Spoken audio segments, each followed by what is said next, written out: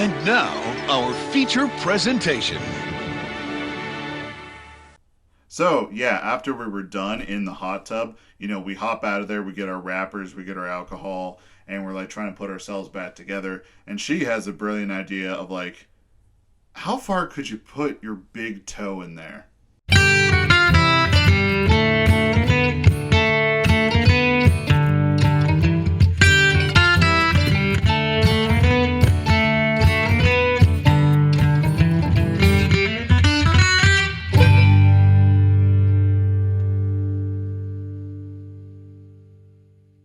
Hello, welcome to another episode of It Sure Is a Podcast, and this is the 1 year episode.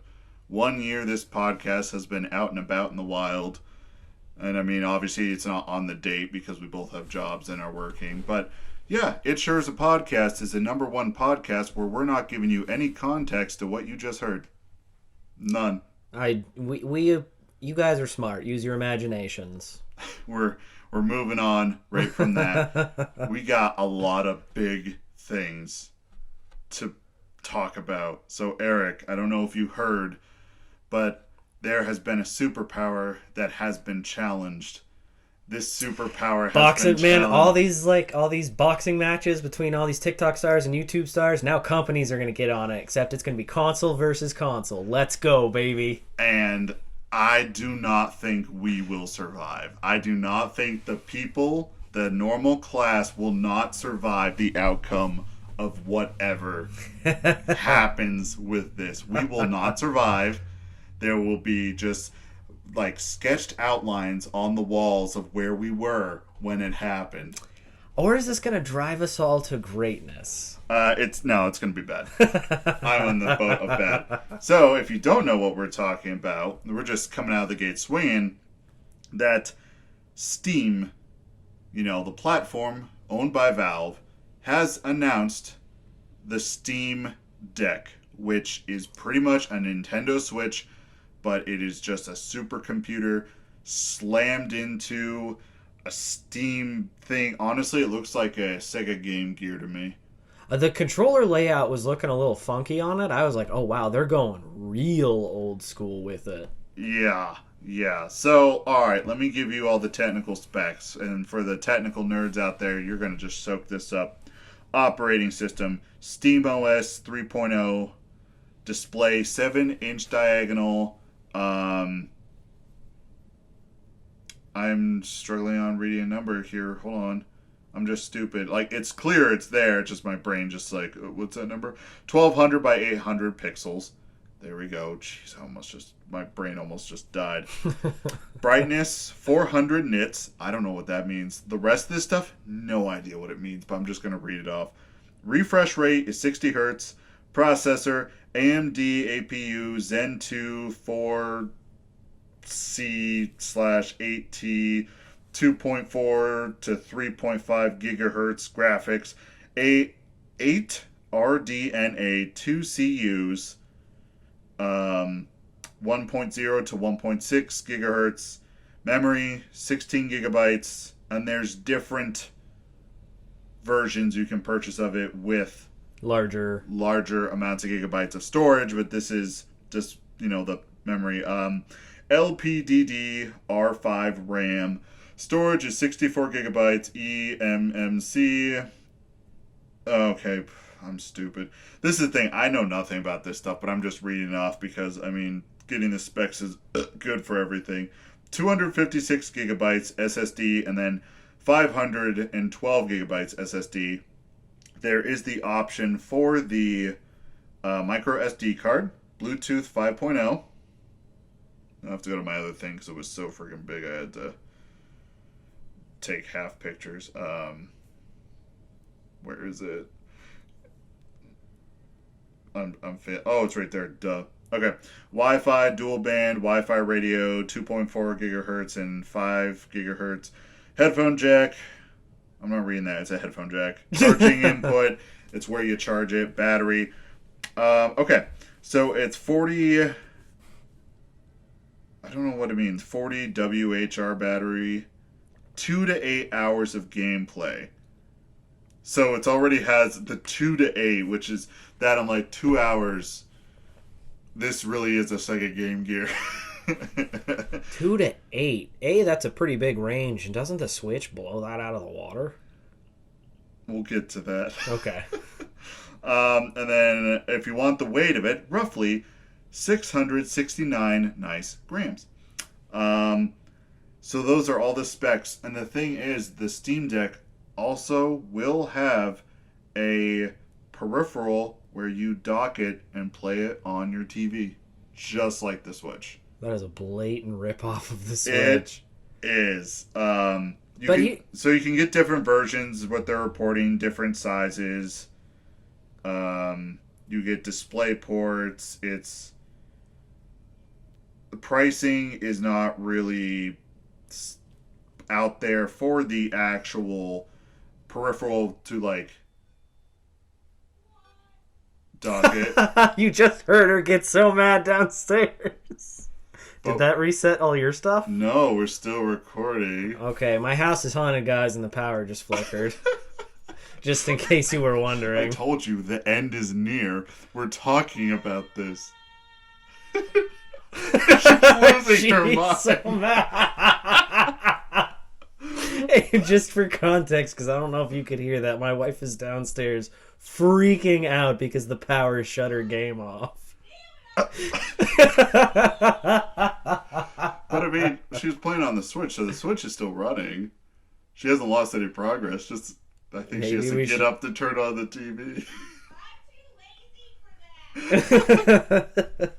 Okay. She can hear us. All right, we're gonna need to like put up a crucifix or something, because if we're gonna keep talking about this, I don't want my house to explode. Seriously. The Nintendo gods are like, don't give this airtime. We're gonna get the other thing airtime.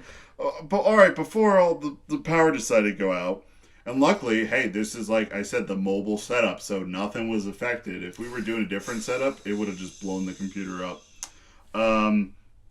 Pricing. Okay, so it starts, the base model's $400. If you want to get like the 256 gigabyte, it's $529, and then the 512 gigabyte model is $649. That's a hefty price tag. So I heard about this and I felt this Nintendo gamer rage, the swell up inside me, because there's two things that are going to happen involving Nintendo. There's going to be competition, and Nintendo's going to get off their butts, and they're going to make this new Switch that they're going to come out with, which we will get to that. They will make one better, make one that is pretty much the next generation of console in a handheld, or I feel that they will be overpowered by this just because Steam is big. Steam's real big. But also Steam has not had the best track record with doing stuff like this, so we might have that on our side for the Nintendo fanboys, but... Quick question. Are Nintendo games on Steam? No. And you did bring up that point when we were talking about it before, that the Nintendo games, they do have their... I mean, it's Nintendo. They have their product. You can't get it anywhere else. The other reason I'm not overly worried about Nintendo for this is Steam and Valve and all that, these are PC gamers. You call yourself the PC master race. In all honesty, most people play it on PC because they like that platform. People who are going to play these games now, and I could be wrong, but I don't know if they're going to want to go from, their PC setups to a handheld system. Now, maybe if you can transfer, like, maybe your save files and stuff to it so you can take it with you on the go. Oh, yeah. That might be cool. That's what I was going to bring up, that it's all interconnected. It's not okay. Like, if you purchase a game on Steam, as long as you have your profile, you can bring up your profile and be like, oh, I'll just put that on here, too. And there's, like, whatever you do on there is on there. That's cool, but if you're spending $1, $2, $3 on your PC, are you really going to drop another, like, $650 on this? Dude, I don't know. Those Steam people, they're wild. They're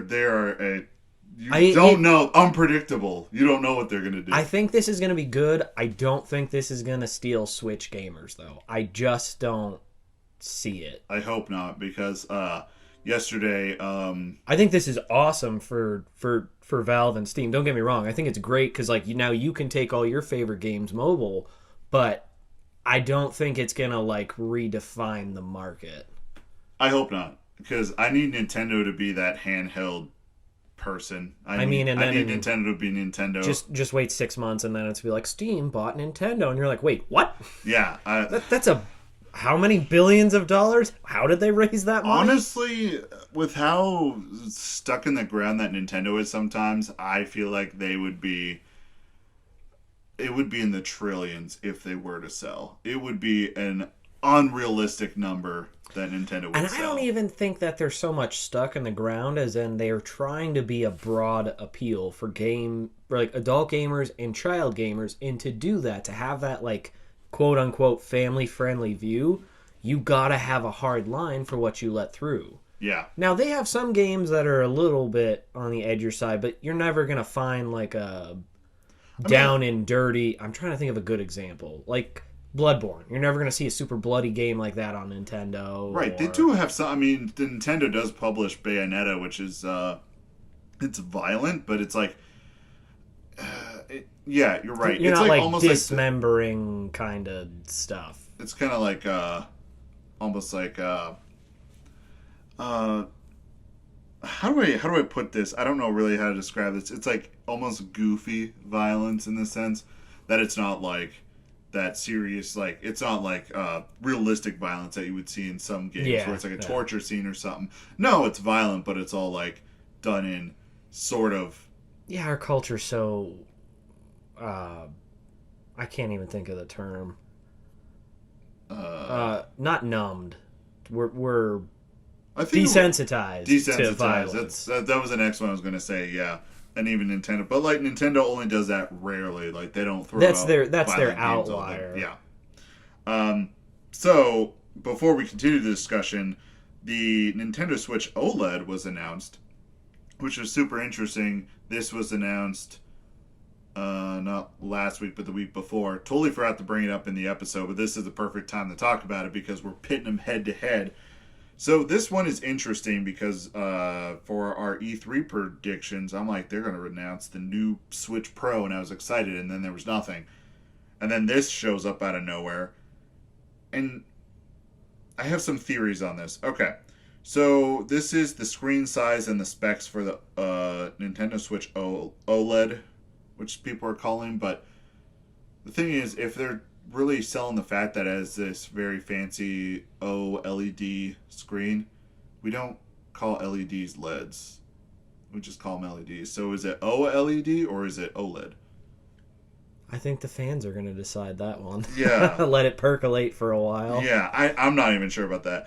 Okay, so this is simple because, I mean, gosh, you don't need all that nonsense. Nintendo's just like, we threw like 5 things in there, and that's what's going to make it. Okay. Battery life, 4.5 to 9 hours. That's already better. Yeah, but that is the new version. The Switch Lite runs around the same, I think an hour less, like 3.5 to 8 hours. When I went down to Virginia, the bottom of Virginia, to go get my puppy, like a few summers ago, I drove down with my mom, and she was there with me, and like we would take turns driving, and I played The Witcher 3 on that, and I milked 7 hours out of it. Nice. Like, I played The Witcher 3 on a road trip. Like, I put my headphones on and listened. It was good. But to get that battery life, you have to turn it on airplane mode. You have to have the brightness almost all the way down. I will say the fact that they're like making the screen a big thing for OLED, that is cool, because my one complaint about it is like when I'm playing Skyrim on my Switch, even when I have the brightness all the way up, there's not a lot of definition. Yeah. And everybody's like, well, you're in a cave, it's dark, it's supposed to... I don't care about that. I'm not playing this for realism. I want to be able to see what I'm frickin' doing. Oh, yeah. I'm not playing a horror game, I'm playing Skyrim. Whenever I play any game at this point, it's like, turn the brightness down so you can barely see the symbol. I jack it all the way up. I crank that to the top. I crank it all the way up there. And I'm just like, all right, I can see at any given time. Dark Souls and Bloodborne, they're like, make sure you can barely see to get the full. I'm like, nope. We're going to make this a bright, sunny day. Let's go. It looks like you're literally like on the surface of the sun running around Yarnum. Like, turn the Switch on and there's just a giant glare coming back at you. Almost like a flashbang. Whenever you turn on your system, it's like, boom! So, alright, so battery life, 4.5 to 9 hours. Screen size, the OLED 7-inch screen, 1280 by 720. It comes with 64 standard gigabyte TV output, up to 1080p via HDMI in TV mode. So they are taking some steps to get that higher quality, because the Switch Pro rumor was like it's going to be able to what's the word I'm looking for? 4K? 4K, but it's not really 4K. It like simulates 4K, if that makes sense. Because, alright, let me finish this real quick. USB connector, USB-C, and then the CPU, GPU is a NVIDIA custom Tegra processor. All of these are upgrades, but it's not upgrades in the way that you look at it and you say, this is the next model of Switch, right? This is it's upgraded a little, but only a little. So, what I wanted to go back to was, like, on the 4K side of things, there's this fancy schmancy chip that's out in the market right now. Couldn't even tell you what it's called, but that chip has the ability to simulate 4K graphics. It will, like, kind of do the guesswork and bump up graphics for things. And a lot of people are thinking that when this Nintendo was putting this together, and they also ordered a variety of those chips, that this is going to be next thing. It's going to be able to do 4K. The thing is that the pandemic happened, and I wonder if they assembled all these OLEDs and they were like, we're just waiting on the chip. And as soon as the pandemic happened, and the supply went down. So they're just like, what do? We just have this thing. Same as all the new cars, and that's why you're not seeing a big bunch of new cars. They're waiting on all the computer chips, and nobody can produce them. So it's like, I'm wondering if they just had these sitting in a warehouse, and they're like, all right, we're just going to throw them out there. Just sell them as, like, this will be the upgraded Switch. So, like, the older Switch models won't be made anymore, and then we'll, like, all slowly transition to this, if that makes sense. Oh, but it's only $50 more on the price tag. That's not terrible. I think this is what's going to make or break them. Can you play Switch games on the new Switch? Like on the OLED thing? Yeah. Oh, yeah, definitely. All right, well then they're fine. Like, I'd be willing to upgrade to that. Yeah, it's not an upgrade in the sense that it's a new console, but Nintendo have done this in the past where, especially with the Nintendo 3DS, I don't even know if you ever had one as a kid growing up or anything. I think by that point I had made the switch to like Xbox. So yeah. I had the original Game Boy and then Game Boy Color, and then I think whatever came Game Boy Advance. And then I think I had the Game Boy Advance, and I think that was the last one that I had that was like my main console. Because then we got... Oh, I'm sorry. We had the N64 as well. I mean, obviously, you didn't have a childhood if you didn't have that. There are some kids who did not, and they did not have childhood. Yeah, and now they're all weirdos. So I'm sorry, listeners, if that was you. I'm not trying to insult you, but like, if you... All right, let me rephrase this. If you never played the N64, go buy one. I don't care that the graphics are worse. I don't care that was the single greatest gaming console to exist, bar none. I will die on that hill, to steal Brandon's phrase. I will fight me, bro. That is the best console ever. I still have. I actually purchased. Oh, gosh, what was it? 2 games for the N64 that I found still in box. Not wrapped, but the box was still there for Mario Kart 64 and Smash Brothers. So the 2 greatest games of all time. I know. So I have those 2 games, but I also have the boxes for them in good condition. The thing was, there was no plastic on them, and yes, they were technically open. So it's not like it doesn't matter. That's still a gold mine. I would start laying some booby traps around your house just to get that. I mean, they hold up today. Maybe it's nostalgia, but I mean, you can plug in and just play. What I do like about older consoles, I plug in. There's no update. There's no like you have to update 322. No, back gigabytes. then there was no internet. It was just you buy it and that's it. This is what you get until our next console comes out. And it's beautiful. One of the first RPGs I ever played, Donkey Kong 64. Think about it. I mean, really. That was an open world exploration. You're playing as there was a couple characters you could play as, but like that game was crazy. For back then, you didn't have a whole lot of that. There was only a few games that did it. That is, I can see where you're coming from. When you said RPG, I was like, where's the bit? Where's the joke? Oh no, I'm dead serious. Like, I'm this serious. One. Donkey Kong 64 is an RPG. I love playing as Diddy Kong. You just whip out your two little peanut pistols. I felt like such a gangster as a kid playing that. I always liked, what was he really called Lanky Kong? The one with the really long arms and kind of the clown? Yep. Yeah, he was my favorite. Just bumbling around, slapping stuff, yeah. He was hilarious. I forget the big dumb one. Oh, Chunky? Maybe? He just had the pineapple bazooka. Yeah. Oh, and that rap in the beginning. Oh my gosh. Dude, that rap, like, I hear it and I'm just like... They swear at the end of it and it blew my little childhood mind. I was like, my parents can't hear that. Let me get that last name of the guy because I think it's Chunky, but I want to be sure.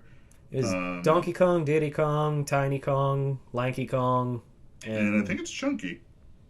It's been Yep, Donkey, Diddy, Tiny, Lanky. Now it's just taking forever to load because I'm pressed for time, of course. Yeah. Chunky Kong. Yeah. Cranky Kong, Candy Kong, Funky Kong. Oh, those were, all like the supporting, like the NPCs in there. Wrinkly Kong. Whoa. I don't know. It's in the thing. There's Scoff, Trough, Snide, Mermaid, Banana Fairy, Princess, Banana Fairy, Dahlia, Owl, Rabbit, Scuttlebug, Micro Buffer. All right, we're going off the rails. I'm reading you the entire cast list of. I almost said Catholic for some reason. The whole cast list for Donkey Kong 64. Scuttlebug, Micro Buffer, K. Lumsy, King K. Rool, Critter, Crusha, Clump, Castbolt, Covered Up, Necky, Naughty, Smite, Mini Smite, Crush Room. Yeah, okay, that's everybody. Those are all the enemies. They also pulled some Who Framed Roger Rabbit stuff, and one of them, I think it was Candy or whatever, the music lady or whatever, one of the Kongs was... Oh, yeah, that had one. Giant pixelated... polygonal titties. Yes, there were some... Yeah, let's just put it out there. She had some tig old bitties in there. And again, when you're a small child and you're just hitting, you're like, I don't think I should be attracted to this, but I have some funny feelings while I'm playing this game. But that was like all the movies back then where they... Like, the 90s. I'm pretty... we're all products, like, us too, especially products in the 90s. We're like, I'm pretty sure we grew up furries and we didn't even know we grew up furries. Okay, to be fair though, Donkey Kong that's Nintendo based, so that's technically what, Japanese based? Yeah. So I'm gonna go with it's a stretch, but follow me here. That's anime based. What anime in the 90s didn't have gigantic boobies in every single thing that was made? Oh yeah. Anywhere. Oh, yeah. And they dial it back, especially for like Mario Golf. I've been playing that. And like you have Peach, you have Daisy, very, tastefully created. And then you got Pauline, who they threw in there. And dude, hourglass figure, big old titties. And I'm sitting there, I'm playing, and I'm just like, all right. So I was playing with my friends, and like my friend was Pauline, my other friend was like Peach, and I'm just sitting there. I'm like, there is such a distinct difference between these two styles. Which, I mean, when you're a kid, you're not really gonna notice it, but if you're an adult playing it, you're like, okay, they threw this in here for the adults. You're like, I'm playing Pauline every time. I'm playing Candy Kong every single time. Yeah, we really got off track there. I don't even think... You were talking about Donkey Kong being a role-playing game, and then we got here. I think we were still talking about... Oh, with the new Switch, okay. Yeah, the OLED. I needed a glance back just to see if there was anything Okay, no, nothing So else just on there. better processing power and better graphics is kind of... Yeah, and I remember how we got on this because we're talking about the Nintendo DS and stuff like that, right? Yeah. What my concern is right now is that for the 3DS, Nintendo's console after the Nintendo DS, there were so many iterations of that kept coming out. There was, all right, so we started off as the 3DS, then we got the 3DS XL, then we got the 2DS, then we got the 2DS XL. The XLs are just bigger consoles. Then we got the new 3D, Nintendo 3DS, which could play its own set of games, but they were not backwards compatible.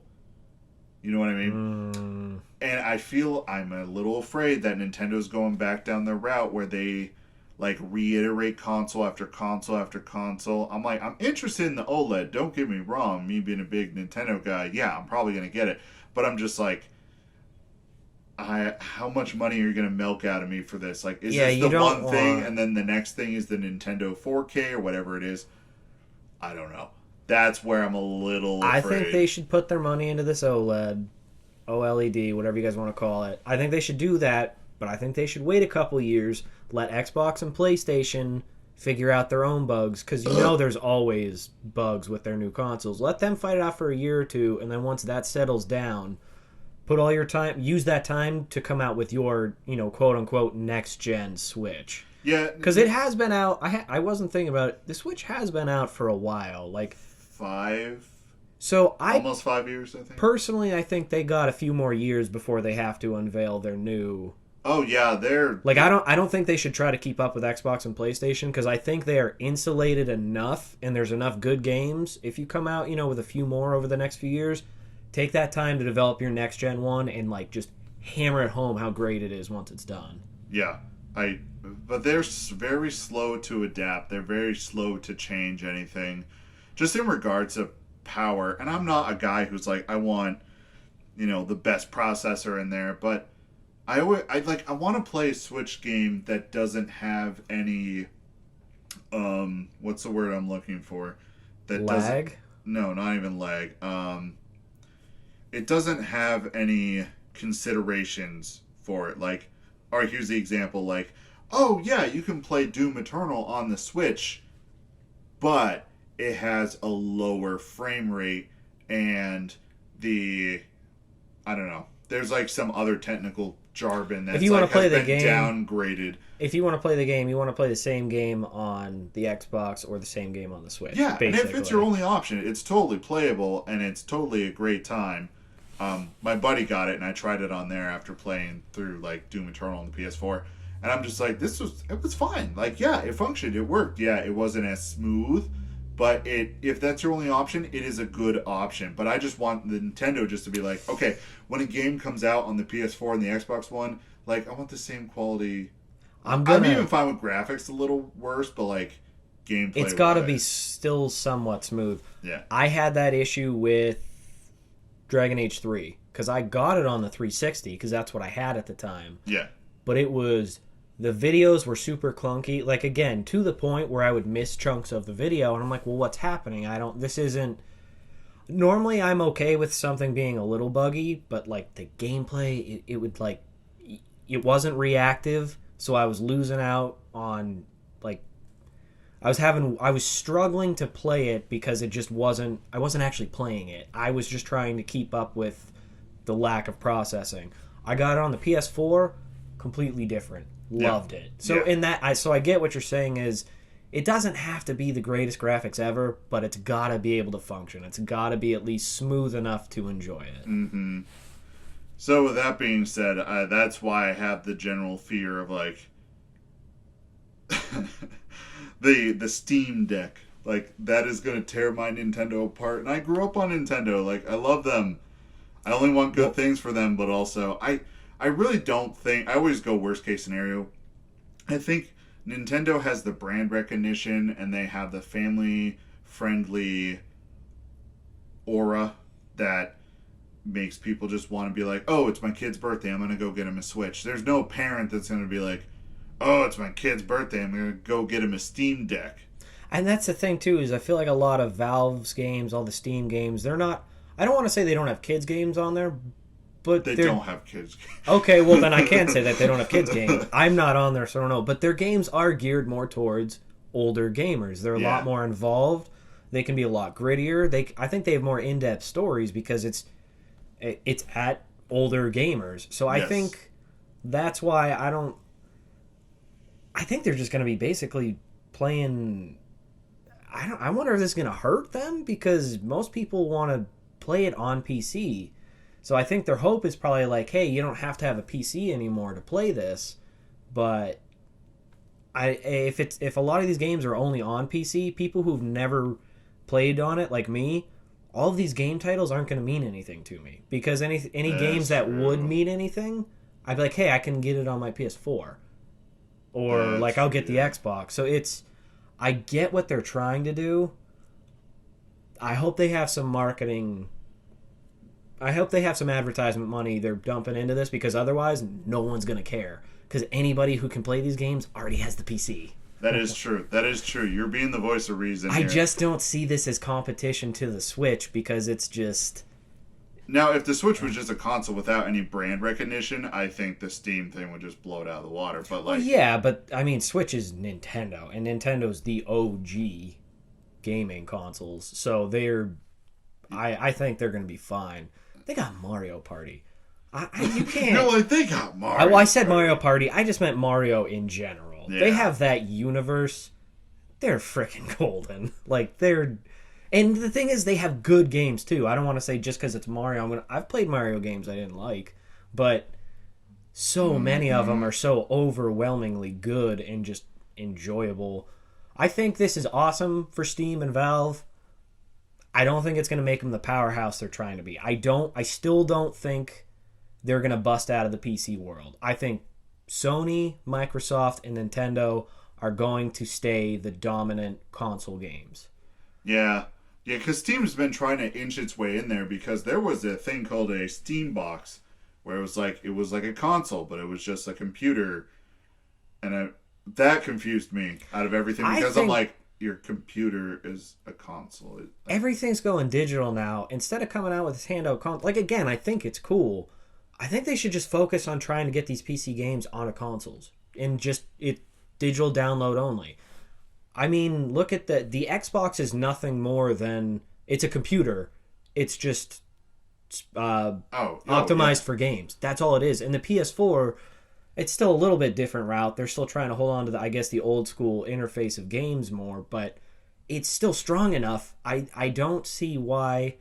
And I'm sure there's probably, if I went on to Reddit, somebody, yeah, you clearly show your lack of programming knowledge because there's a million reasons why you can't use it. But seriously, if they put their time and effort, get their games out there, there's plenty of games I think would be awesome.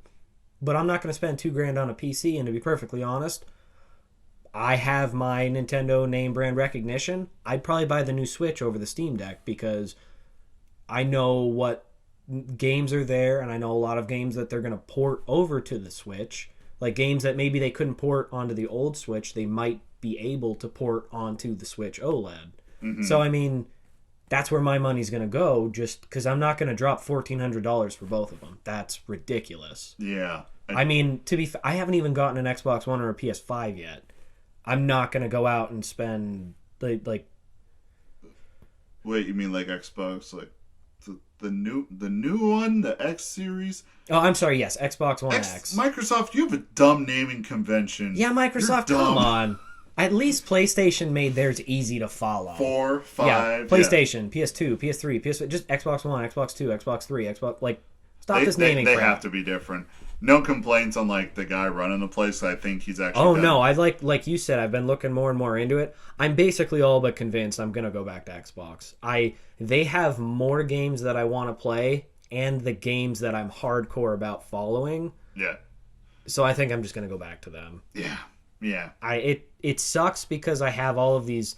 I mean, I guess I shouldn't say that. I'm still gonna have all my PlayStation games, but I did like PlayStation, but. Yeah, I'm probably going to go back. Remember what I said. PlayStation's doing a huge push to get... Hold on a second. Ooh, survey confirmation. Oh, Oh, shoot. I just lost track of what. Oh, yeah. PlayStation's pushing a lot of their games that have a PC release. This is, get the PC. I don't know. When I heard about the Steam Deck, like, my first thing that just came in my mind was just like...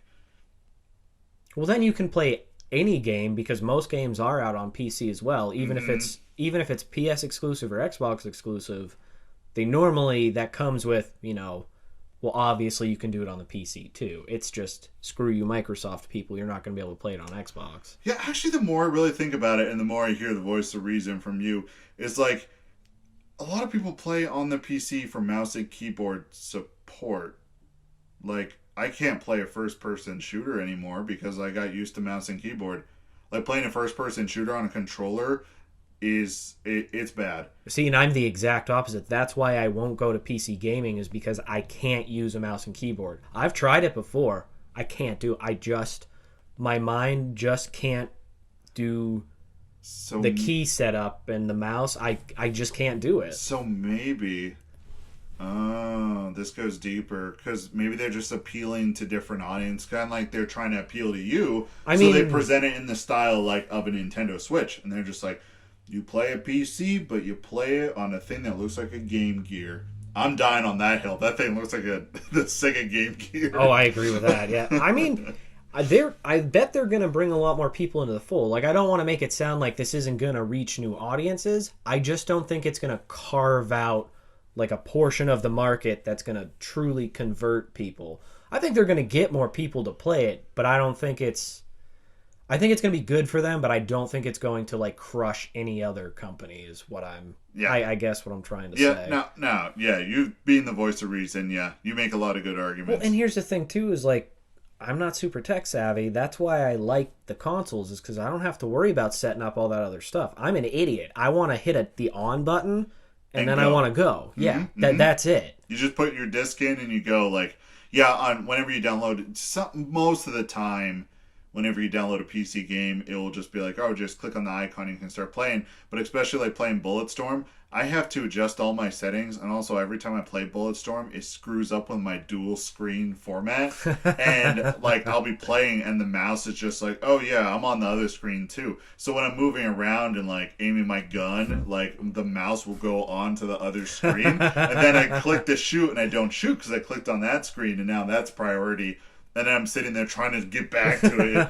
You got a point, because there's level of optimization, figuring out, okay, why is this setting freaking out? And see, and I'm just, like I said, I'm not tech savvy. I'm willing to pay that money to have the standalone console that's just, I put it in, and all I have to do is select my brightness, and I'm good to go. Select your brightness that is on level with a flashbang.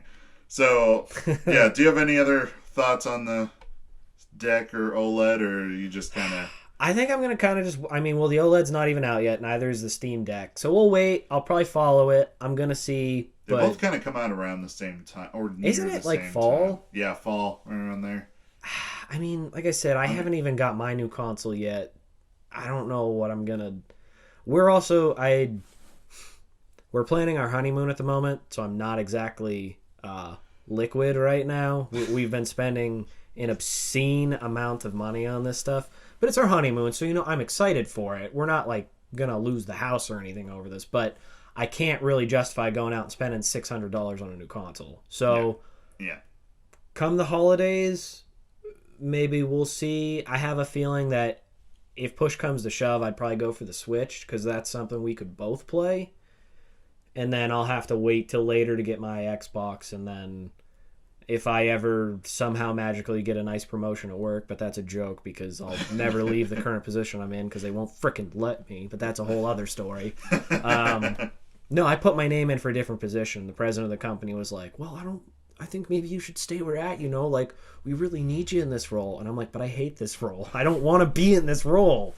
Anyway. And they're just like, no, you're going to stay right there. That's exactly what he goes. Well, this would be a pay cut. I'm like, well, I figured a little bit, but he's like, no, it'd be like a severe pay cut. I was like, man, screw you. He just pats you on the head. It's like, just stay here. It was exactly... Play a Steam Deck he's like, while you wait. He's like, this isn't even the full role. This is more of a supporting role for everybody in that department. And I'm like, yeah, but I'm assuming at one point it would evolve. He goes, well, maybe. And I'm like, what? Just flat out have the balls to tell me you don't want me to take the job. Yeah. But they can't do that because the second they tell me that, then I can be like, oh, I'm that valuable? You don't want me to leave? Give me my money. Yeah. Give me my money. It's all negotiation tactics. I got like I don't know if I mentioned on the podcast or not. I got a new boss. My old boss was fired / quit, however you want to look at it. So Yes. Come review time, I'm gonna sit down. We'll have, or probably before then, so I'll give him time to consider it. But I'm just gonna like lay out there, like, I hate this job. I don't want to be in this job anymore.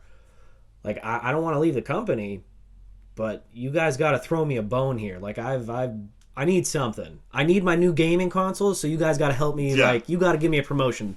I need these. You got to help me with the money, the financials, please, and stop giving me Steam Decks. I don't want them. They're like, but it's the coolest handheld console. And you're like, no, it's not. And the sooner you get that through your head, the sooner we can move on. The sooner we can get this relationship back on track. All right, so we got other stuff to cover. The next thing's super petty, but I really wanted to take time and bring it up. So we are the number one podcast for petty. We are the number one podcast for petty and the number one podcast for not giving you context of what we talked about at the beginning of the episode. Also, quick update. I'm so sorry to cut you off. Quick update. Go. My toe didn't fit all the way in. Okay, go. So I've been listening to a few podcasts where I enjoy them, listen to them, and a few of them, they say on there the number one podcast for this, right, or that. In the last few episodes, both of them kind of were like, yeah, no, we just said that. We just made that up. We're not really that. And I'm sitting there, I'm like, so this is just the Wild West. We could just say that and just bring in more people. Because that's the only reason I clicked. Because it said number one for, it's the, all right, I'll call them out, the Lore Boys. That's the podcast name where they just go over video game shout out Lore Boys. Yeah.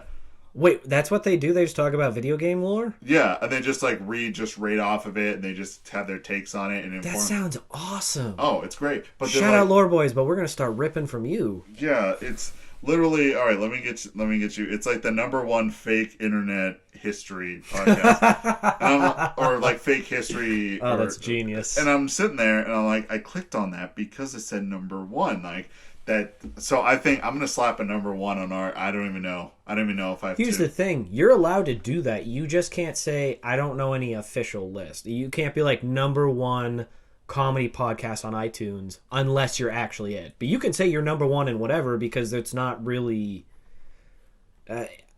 there's no real way to like verify it. It's like you're just describing yourself and you're like, well, that's my opinion that I'm number one. You just can't say I'm number one on this official list if you're not, because then that might be like the company could be like, no, you're not, this person ranked it. Right. Okay, so we can be number one in whatever we want. I don't know. Number one in just being petty. Number one in being petty. Which is a perfect segue. So, on top of video games, I enjoy board games, and a classic that I really enjoy is Uno. Simple Uno, right? Oh, yeah, a lot of the different Uno games I have, I'll go buy them. I mean, it's not a huge investment. It's like $5 for a pack of cards. So I found this Uno. I'm going to show you the box from here. Looks like just a normal Uno. It's very modern, very just slick looking, right? Yeah, black box with just the Uno name and label on it. Okay, so art by, I hope I say this right. Warlson Oliveira. Okay? Or Oliveira. Warlson Oliveira, something like that. Oliveira. Probably. I'll hand you the box in a second. So I got this, and I'm like, wow, they really made a point to say this artist did stuff to it. So, okay, an artist with his name on the box put this together. Now, I haven't done my research, so this could be something like, I don't know, it could be like a kid's Make-A-Wish thing, and I'm just being a complete ass right now. And if that is the case, that's not my intent. But as someone who went to art school, struggled through it, like with me, it's just with ADHD, I lose ambition real fast. I will like be on something and then I just get off of it real quick, and there's just no consistency, so it's tough. So then after I saw that, Crap, I wonder if I have ADHD. Oh, I have. That describes my entire life. Yeah. All right, so just pull out some cards and tell me how much work you think this artist put in there to these cards. But where's the art?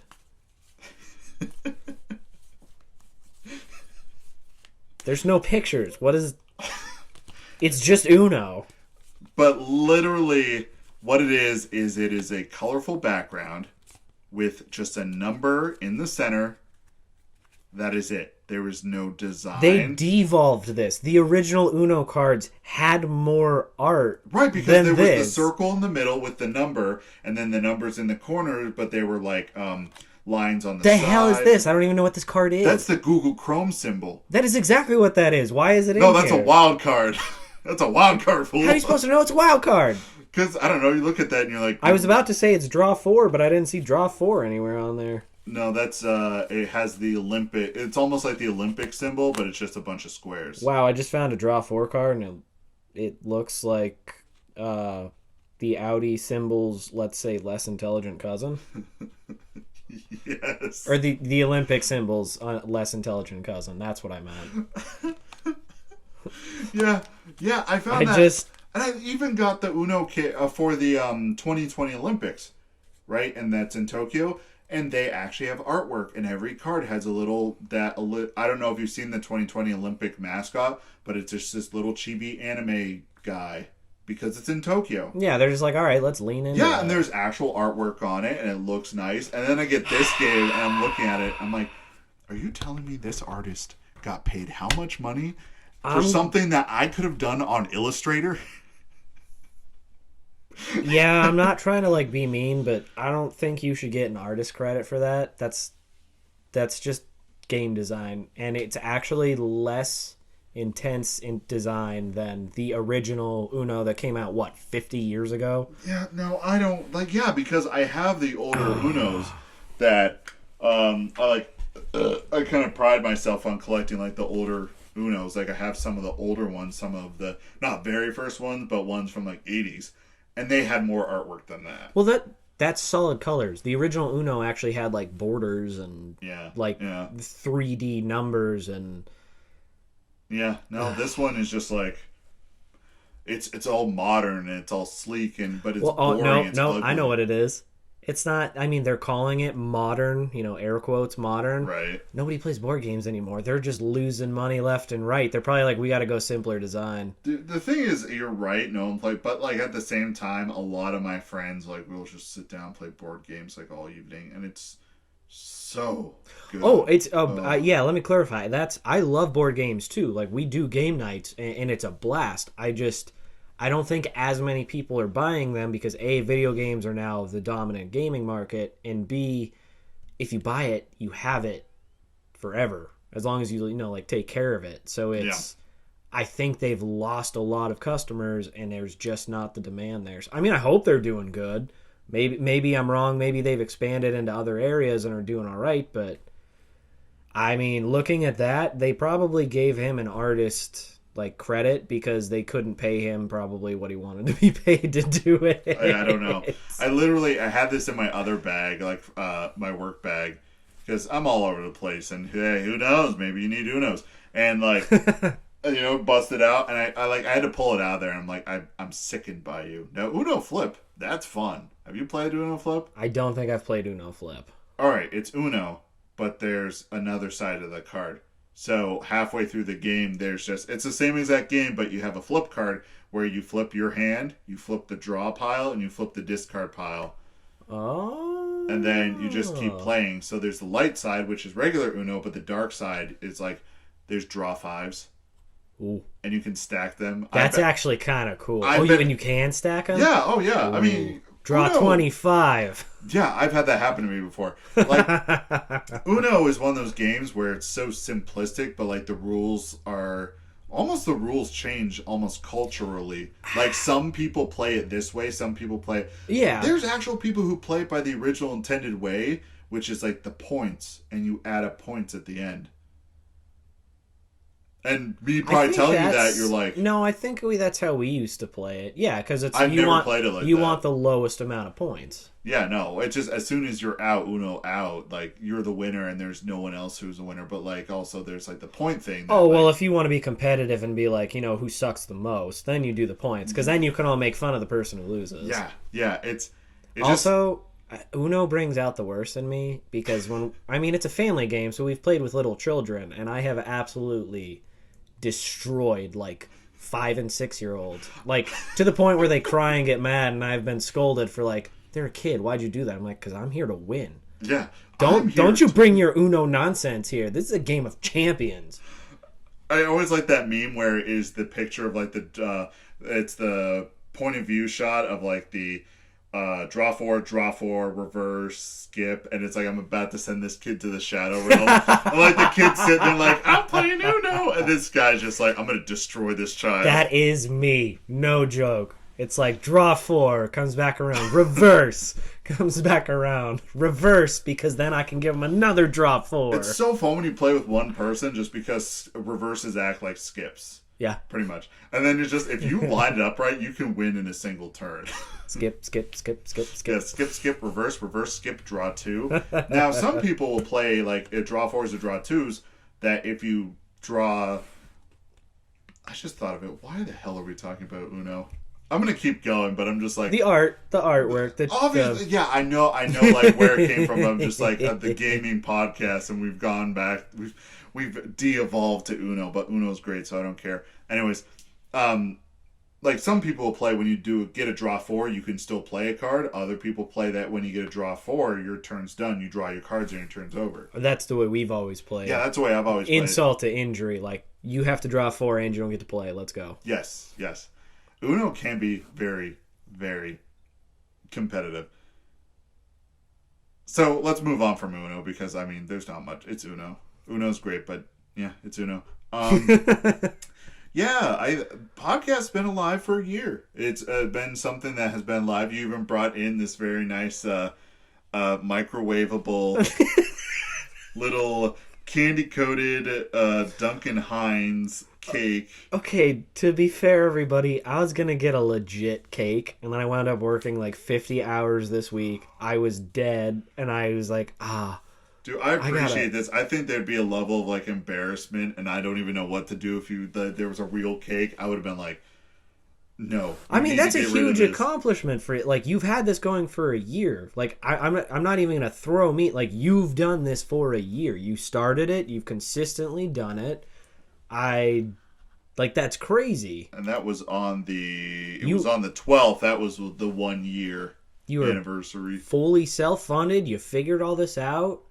For the most part, you let my parasitic self come on, and like, this has been great for me to get my thoughts out. Here's the thing: you're the only person who ever asked, and I was like in the process of thinking, like, I would like to have a co-host. I'd like to have someone to bounce ideas off of, because, I mean, today was a perfect example of, like, I'm like, all right, Nintendo's done for. Everything's done for. No one's going to survive this war that's going to happen between the companies. And you're just like, no, I just look at it logically. And I'm just like, oh, yeah, you're definitely right. I've always said I'm a great sounding board, at least. So, like, you're the only person who ever asked, and everyone else knew about, but no one asked. And the thing, a lot of people think, like, oh, I don't want to be that person. I don't want to pry. But, like, if you get over that embarrassment and just ask... like, that shows, like, okay, there's an interest, because you went over that embarrassment level. I do have to point out to yourself and everybody else, I had a few drinks when I had finally was like, hey man, if you ever want a guest, I'm totally down. I think that was the only reason you probably did it, because you would have never said anything. But it's, like, when I saw that date, I was like, wow, this has actually been a whole year, and it's actually been something that I look forward to doing weekly. Now, there's weeks where I don't want to do it, but I still do it. It's something I put into my schedule. It's something that we plan out, and usually, I mean, that's a good thing. I feel like that's a good thing if you have something that you're passionate about like that. That's what especially through quarantine and with work and everything, I'm like, man, what do I want to do? What do I want to do? Now, I'm not saying like you can eat the M&Ms off the top of that if you want. I'm smelling this cake, and it probably doesn't smell like cake. It really doesn't.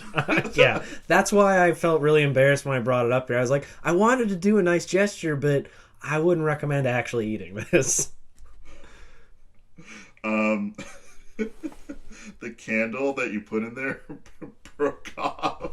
Oh wow, we got cheap candles too. Like it broke in half, and the wick is still there, but the wax is in the cake. Please continue with what you were saying. I'm sorry. I'm gonna try some just so I can hate myself, but that does not smell like cake. That's gonna mess your stomach up. I'm just gonna let you know ahead of time. But yeah, no, I just doing this podcast has been awesome because it lets me get those thoughts out there, and it's nice to have a project that you actually want to work on. Like you're saying, there are days when you're just like, man, it was a long week. I don't want to have to get up and do this and blah blah blah. But it's nice to have like, this is something when I talk about work, you can hear it in my voice. I'm like, yeah, work's this, work's that. I'm doing a lot of really cool stuff at work. I work really hard and I've built that department up, but I don't really care about it. This is something that I can, when I talk to people about, I'm like, yeah, this is awesome. We're the greatest. We're the best like radio hosts you could ever hope for. We are the number one for being petty. Number one for no poop in our pants. Like, this is it. Actually, I'm not 100% sure on that one for me, but for you, probably, yes. But I get, like, I think this is crazy cool. I'm happy that you let me come in and destroy the quality of this podcast and just, like, I think it's just been awesome, and I'm still, like, I mean, and the fact that people have been listening for a year, you hardcore group of people, I love you all. Tell a friend. Tell a friend now, tell a friend. And what you bring that up, what's so interesting is like just depending on the week, and this is just going out there for anyone who wants to do their own podcast or something like that, the numbers fluctuate wildly. And I don't know why. I've been looking into it, and once I find out more, I can let you know. There's probably an algorithm, there's probably a system, but it's so wild, and how everything is just thrown out there pretty much, because the app I use will just put it out there and everything. And usually what I will do is after it goes out, I will just scroll through all the apps. I have a lot of them on my phone, and they'll just update me and just say, hey, this got a new update, right? But I don't download the episodes. Like, so there's a number of like official downloads that happen, but there's also a number that isn't count. It's a lot. Does it show you listens or only downloads? Only downloads, but it could just be a setting I have. That's the thing. It's still so new to me, and the longer I've done it for a whole year, and the more I start pulling back now, because this is a year at this. I'm serious about it at this point, so I'm pulling all this stuff back. I know. After right? a year, you're just like, all right, guys, 1 year episode. I'm done. I'm bored with this. Well, that's initially the 20-year. Not 20 years. Jeez, dude, if 20 year, I'm gonna be an old man.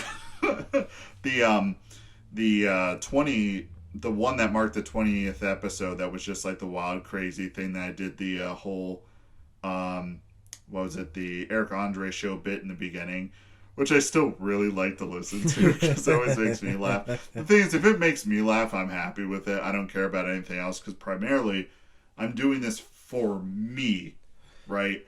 I do for me, I would like for it to grow and get bigger. But that's the thing. I think is you got to do something you like. And I mean, if you listen to any other podcast, that's some of my favorites started out like we're doing it. They go to somebody's house, they're recording in a spare room, and they're doing it because they like the topic. Now, our topics vary widely, obviously, but they're usually centered around, like the nerdier gaming, board games, that fantasy nerdy realm. Or the lore boys who read lore.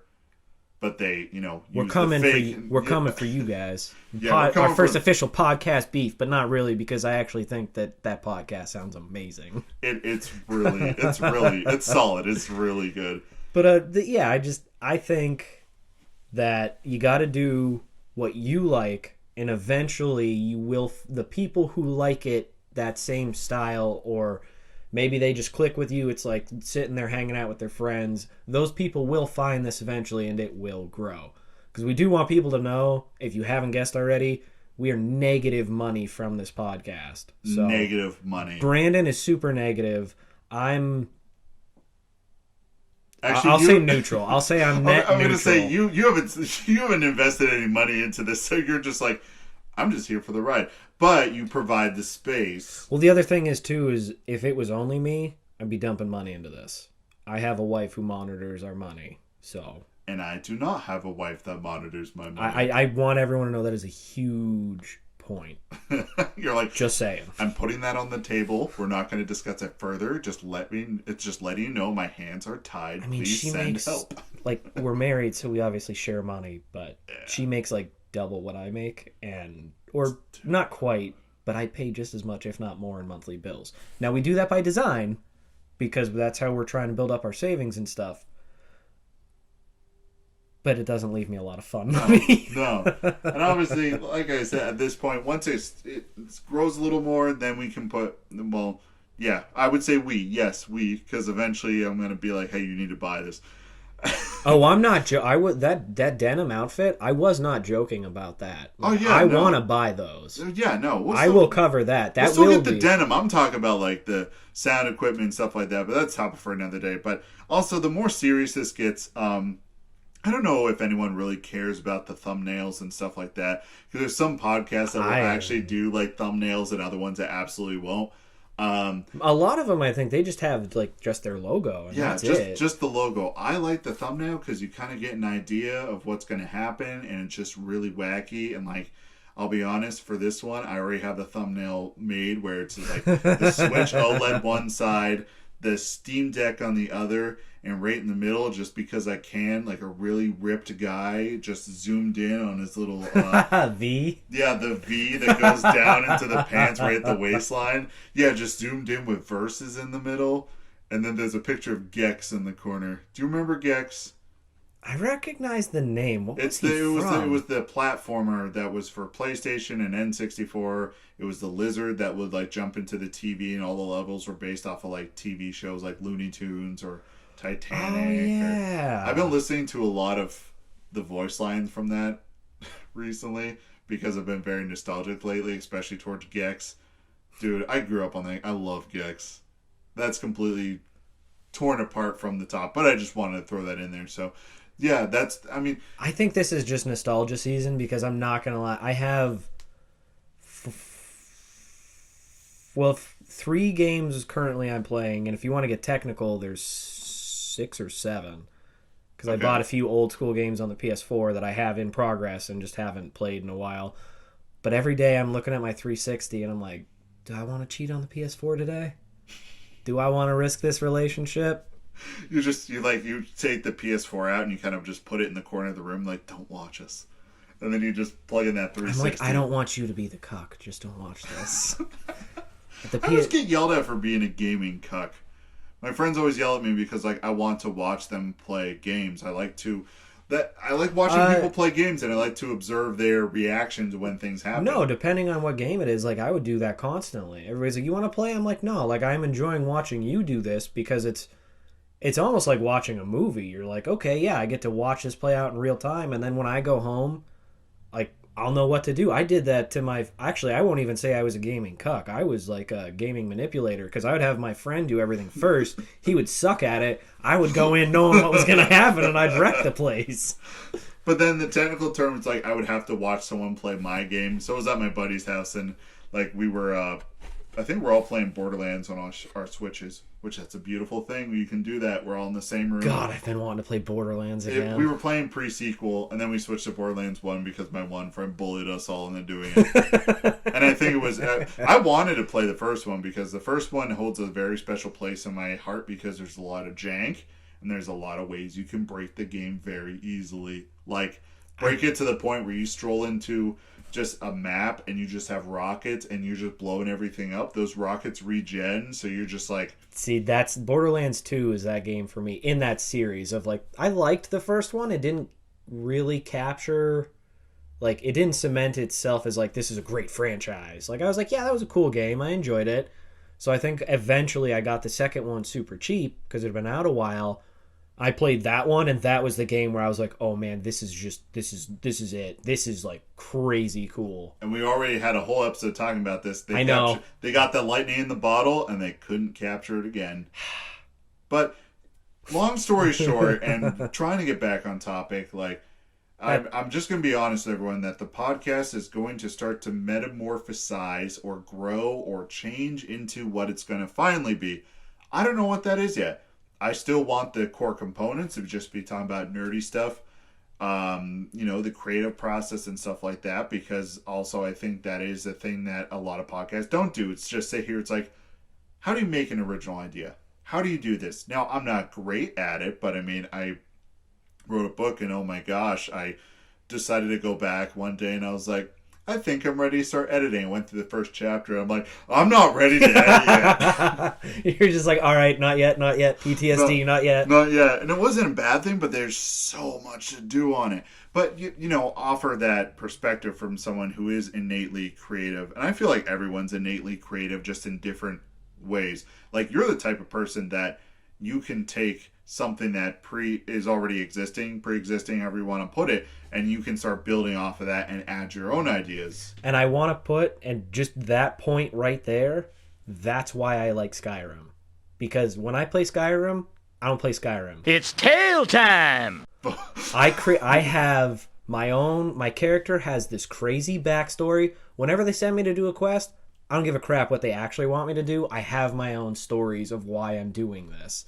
And like I think that's where I get most of my enjoyment out of it, is because I make it's like playing Dungeons and Dragons.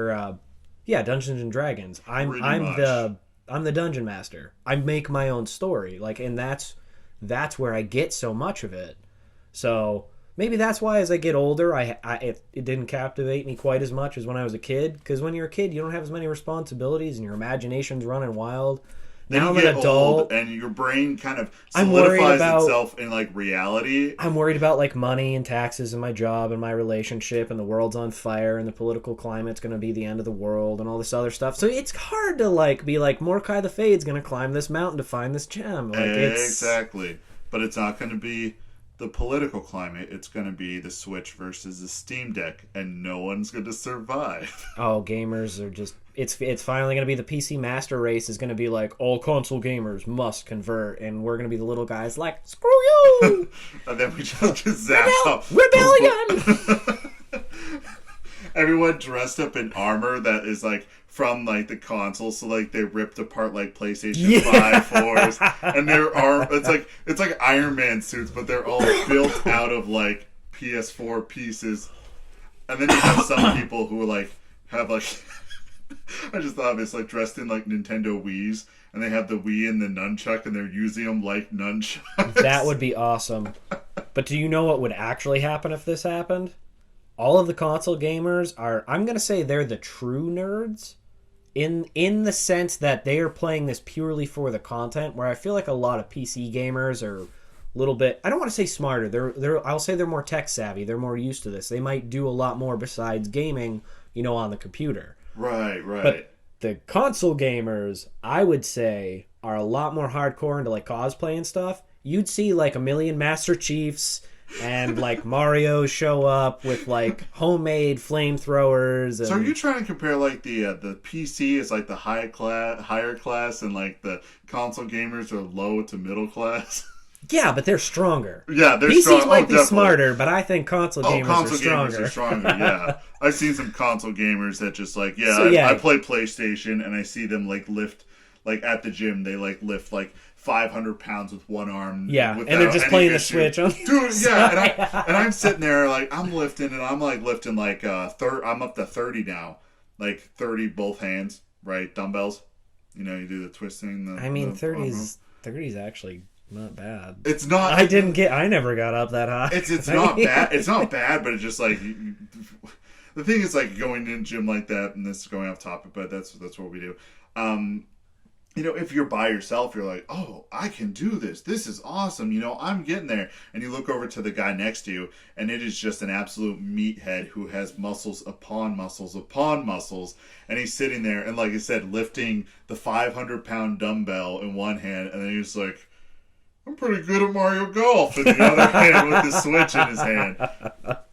No, there would be a war, and I don't know who would win though. I feel like the console gamers would win just because we have sheer numbers, and we would just throw ourselves at them. Like, we wouldn't have a plan. We would just like bum rush them, and like we take so many casualties. Well, see, here's the thing: is I think console gamers would win because I think there's enough PC gamers who also play console who could be our tacticians.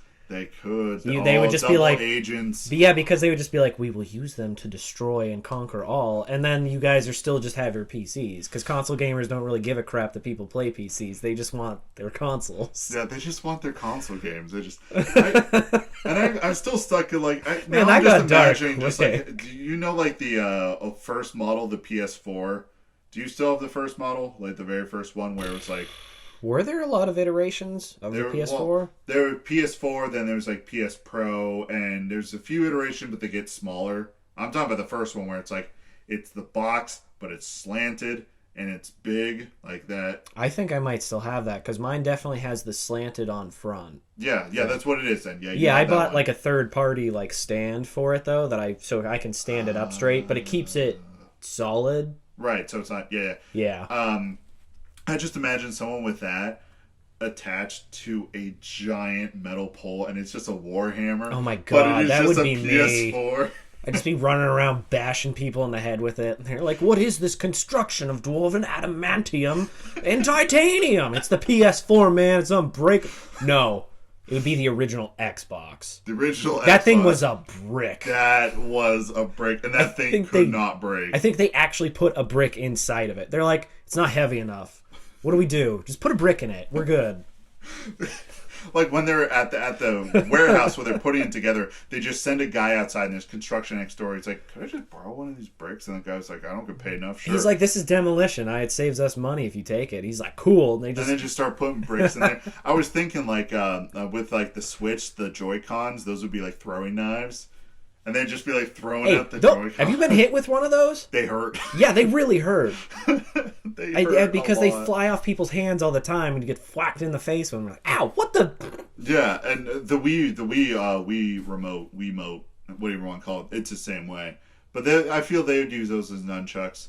I feel like those would be more like brass knuckles. No, because the GameCube would be a brass knuckle. That would be just somebody has it on their hand. Blam! But the thing is, you can every you GameCube. Really can.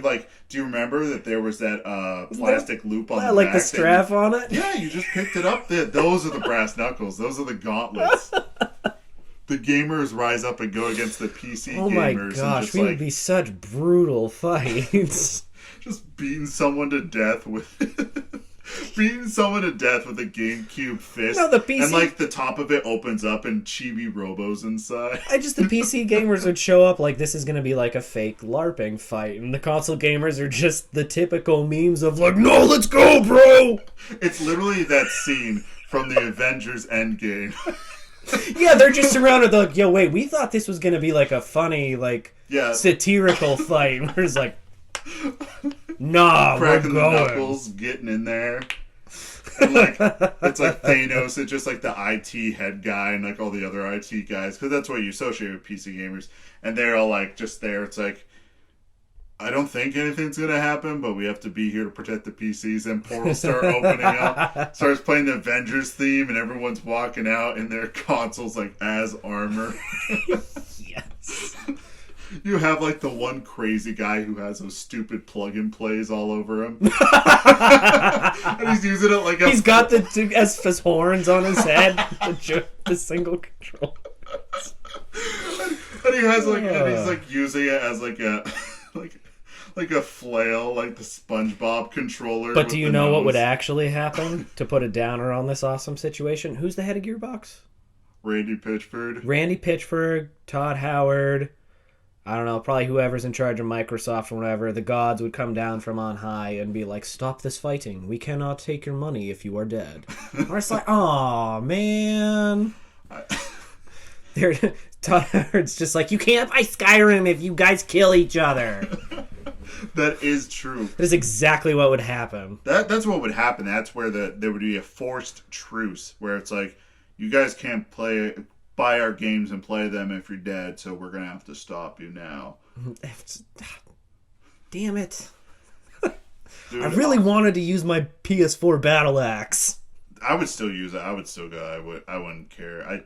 I'll 1v1 fight Randy Pitchford in a dark alley. I'll do it. Okay, I'm also going to completely derail us one more time, but did you see the video of somebody, and I knew what was going to happen as soon as it started, because it was somebody in full Master Chief cosplay, like professional grade made I'm so armor. jealous of those. Like, I want those. It looks so cool. I want one too, so bad. And but all I would do is sit around the house and drink beer in it. I'd mow my yard, man. I'd be like, wait, what? But anyway, the video starts. It's like, what happens when you get a PS5 instead of an Xbox One? Right. And it was a dude in Master Chief. I'm like, well, that's Microsoft. That's Xbox. So why is he unboxing? So he's like real gently like taking it out of the box. It's almost like this weird like sensual nature. He's like unwrapping it and like caressing it. And I'm yes. I wonder if they're gonna like take the Halo armor off. No, it went exactly how I thought. He had it on the ground and then out of nowhere he just takes this giant sledgehammer, runs up and just beats the crap and smashes it to pieces. And I was like, oh wow, they're gonna start taking their shots at each other. Oh, they really are. This generation they are, because Xbox holds a lot of the big publishers for Xbox is going down, and like you said, they've really turned it around. They are back full force, even harder than they were before. And so. PlayStation, they always flip flop, right? Nintendo's off doing its own thing, and I love them for that. And they do the thing that you don't expect, but they also do all the crap that I know you have to leave at a certain time. So no! I was checking to make sure. I had a text, and I was like, "Who? My wife is here. Why is she text? Because nobody texts me. It's literally, I think, you and her." Yeah, we're the only two people that text you. Now I lost my train of thought. Hold on, we'll get it back. Give it a second. Flip flopping. Oh yeah, they kind of flip flop where like one generation, this one's really consumer friendly and does really good, and the other one isn't, and it's like Xbox's turn because Xbox 360 started out that way, and then when they kind of transitioned into the Xbox One, they were not as consumer friendly as the PS4. You know, they flip. Well, and that's that. I mean, I'm a perfect example of that because between the 360 and the next gens, I went to PS4 because I didn't like them anymore. Now I'm kind of getting a little bit annoyed by the PS4. I still like it, but all this pushing all that exclusive stuff just isn't. And also, they don't play nice with the crossplay, which I think is a fantastic feature of the future.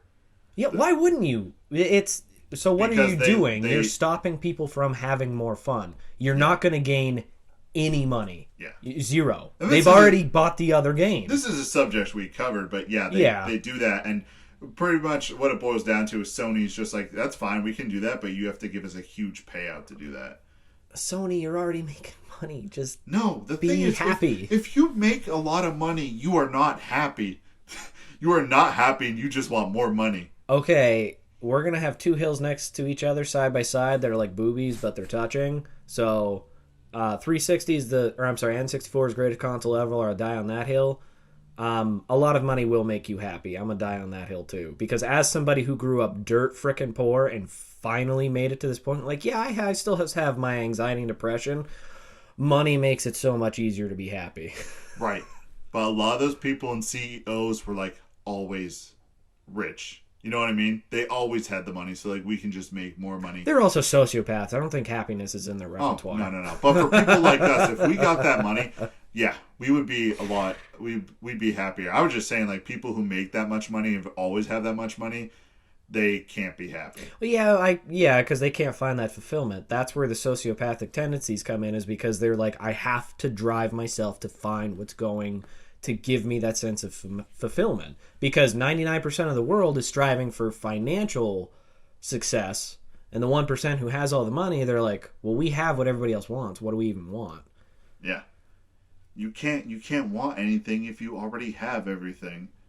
I mean, they could just give me the money and I'll show them how to be happy with seriously. Like I said, my goal is just like, I would like take that money, I would invest it wisely in a way that I could get myself a place, have backup money, never have to work again, like a day in my life. I might have a part-time job just because you need something to hate in your life. So everything you... Very true, very true. So you have like something to like... That free time is so much more impactful. But other than that, that would be my goal. Just like invest it wisely so I just live in a house. I'm just like, I'm fine. I'm content. I'd probably adopt a lot of dogs. But I would try to find them good homes. But I would keep the ones I like. So I'd probably wind up having like 40 dogs. Yeah. We're very...